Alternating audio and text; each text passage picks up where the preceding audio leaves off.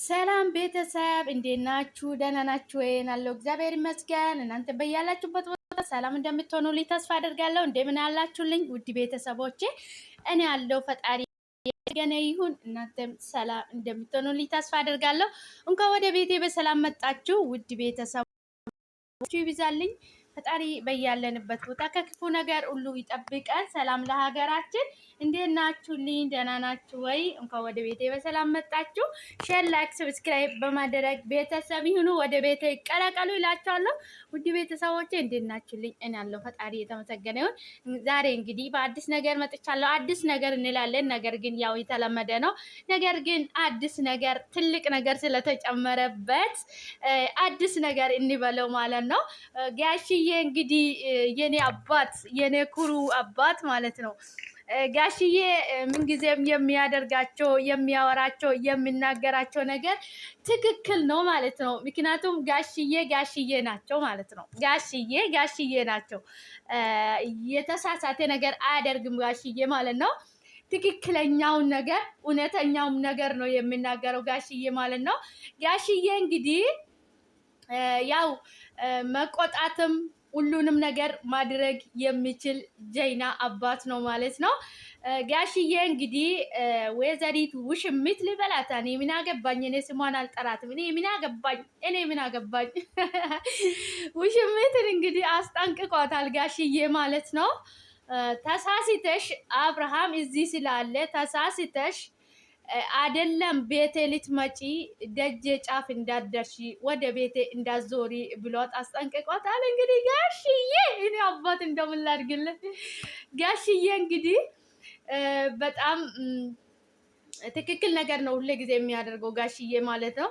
አንድ ነገር አደርጋለሁ ብሎ ካሰበ ያደርጋል። ነገር ግን ማድረግም ካልፈለገ ይተዋል እንጂ ጋሽዬ እንደሌሎቹ ገብቶ ነገሮቹን እንደማይሆን ማድረግ አይፈልግም ጋሽዬ ማለት ነው።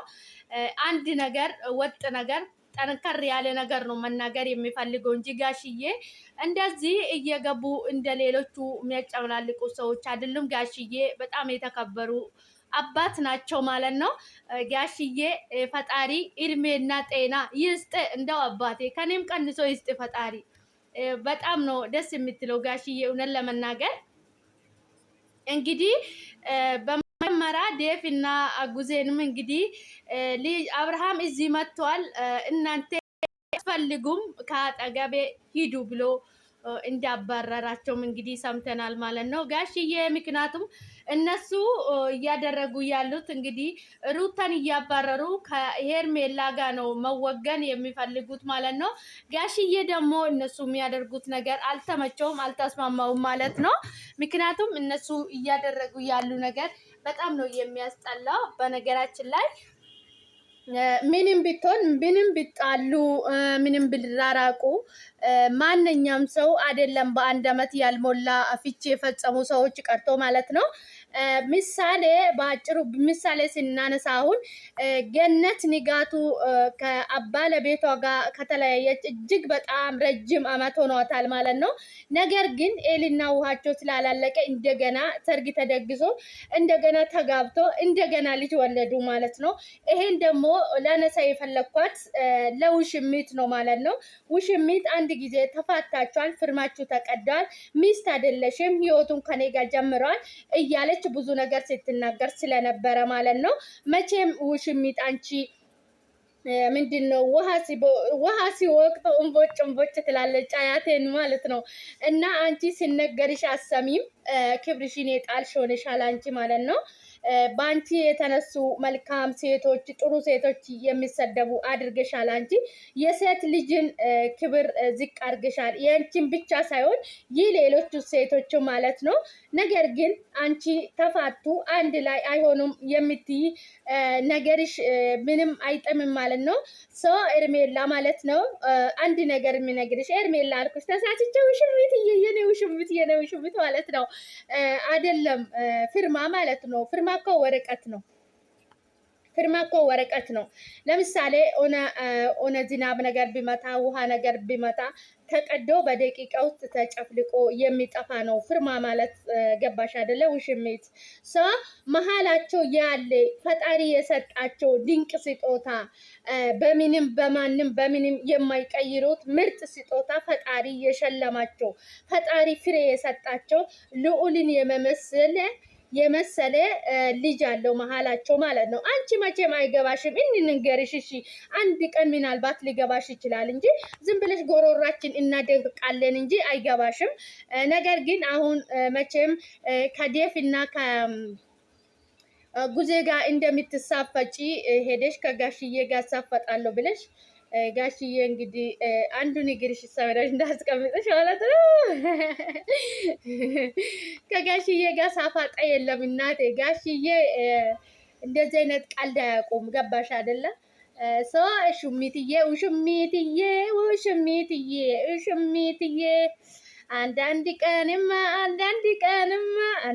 ቀንማ ያስፈልጋል ውሽማ ነው የፈለግሽ እንጂ አንቺ ሲጀምር ባል አልፈለግሽም ኤርሜላ ማለት ነው። ሰው አንቺ እኔ አንድ ግራ የገባ ከምትይ የሰው ባላ እንደመሽገር ተጣብቀሽ አልላቀቅ ከምትይ ምን ነው? ኢትዮጵያ ምድር ላይ እኮ አንዱ እናት እኮ 4 5 6 ወንድ ወልዳለች እኮ ኢትዮጵያ ዘር ኤርሜላ ማለት ነው። ስለዚህ እዚህ የሰው ትዳር ውስጥ ገብተሽ ያዙኝ ልቀቁኝ ብለሽ የሰው ትዳር ከሚተበላሽ በሰብሽ የሰውን ትዳር ከሚተበላሽ የራስሽን ህይወት የራስሽን እድል ፈጣሪ የሚሰጥሽን ህይወትሽን ብትኖሪ መልካም ነው። አሁን እኔም ልንገርሽ ነገር ግን እሺ አንቺ አይገባሽም። ውሽሚት ማለት ነው። ያው ውሽሚት ሹማ ነው የምትፈልገው መቼም ባል አትፈልግም።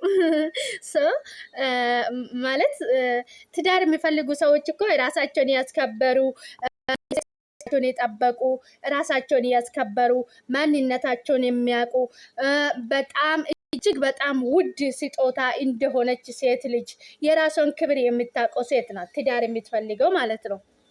እና ራሷን ውድ ነኝ ድንቅ ነኝ ብላ የምትቆጥረው ሴት የሰው ባል የሰው ንብረት ላይ ፍጥጥ አትልም። እግዚአብሔር ለሷም የሚሰጣት መልካም ባል ሲጠኝ የተባረከ የተቀደሰ ከፈጣሪ የማይርቅ የፈጣሪ ዘንድ ታማኝ የሆነ ባል ሲጠኝ ብላ ነው ወደ ፈጣሪዋ የምትጸልየው እንጂ ሄዳ የሰው ባል የሰው ትዳር አትበሰብስም። በራሷ የምትተማመን ሴት ትክክለኛ ሴት ለራሷ ኮንፊደንስ ያላት ሴት ማለት ነው። የሰው ትዳር ውስጥ ገብታ የሰውን ትዳር አትበጠብጥም። ምክንያቱም ራሷ ምን አይነት ድንቅ እንደሆነች ምን አይነት ድንቅ ፍጡር ምን አይነት ውድ ስጦታ ውድ ነገር እንደሆነች እሷን የሚገዛ እሷን የማይተካ ዋጋ እዚህ ምድር ላይ እንደሌለ የሚታውቀው ሴት ማለት ነው። በምንም ታምር የሰው ህይወት ውስጥ ገብታ አታቦጫርቅም። ምክንያቱም የእሷ አይደለማ የእሷ እንዳልሆነ ታውቃለች። ምክንያቱም የማይገባት ቦታ ላይ አትቆምም። የሚመለከታት ቦታ ነው መቆም የምትፈልገው። ስለዚህ ውሽሚት ደግሞ ለራሷም ክብርም የላትም። ራሷን ምን አይነት ርካሽ እንደሆነች ወይ ደግሞ ሌላ ሰው እሷን እንደማይፈልግ ሌላ ወንዶች እሷን እንደማይፈልግ አድርጋ ነው ራሷን የሳለችው ማለት ነው።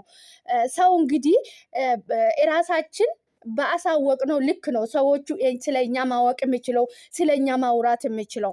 ምክንያቱም ዛሬ ስለኛ አንድ ነገር ካወቁ ሰዎች ኧረ ነገ እሷ እኮ እንደዚህ ናት እንዲህ ናት እሱ እንደ ነው ብሎ በቃ በነገርናቸው ልክ በሚኖናቸው ልክ በተግባራችን ልክ ነው ሰዎች በዛ ልክ ነው ሰዎቹ የሚገምቱን ማለት ነው።